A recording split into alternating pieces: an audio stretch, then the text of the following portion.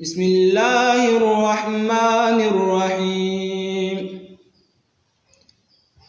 الله الذي خلق السماوات والأرض وأنزل من السماء ماء فأخرج به من الثمرات رزقا لكم وسخر لكم الفلك لتجري في البحر بأمره وسخر لكم الأنهار وسخر لكم الشمس والقمر دائبين وسخر لكم الليل والنهار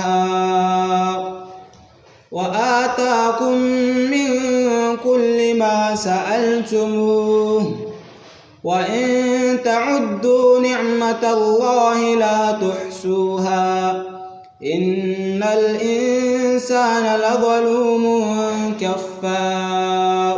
وإذ قال إبراهيم رب اجعل هذا البلد آمنا واجنبني وبني أن نعبد الأصنام. رب إنهن أضللن كثيرا من الناس فمن تبعني فإنه مني ومن عصاني فإنك غفور رحيم. ربنا إني أسكنت من ذريتي بواد غير ذي زرع عند بيتك المحرم ربنا ليقيموا الصلاة فاجعل أفئدة من الناس تهوي إليهم وارزقهم من الثمرات لعلهم يشكرون.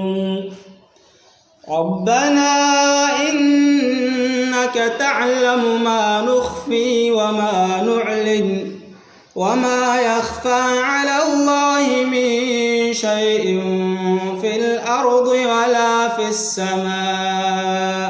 الحمد لله الذي وهب لي على الكبر إسماعيل وإسحاق إن ربي لسميع الدعاء.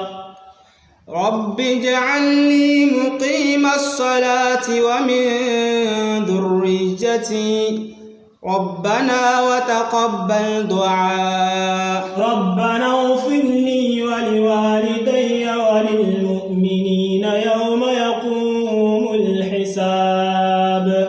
ولا تحسبن الله غافلا عما يعمل الظالمون إنما يؤخرهم ليوم تشخص فيه الأبصار. صدق الله العظيم.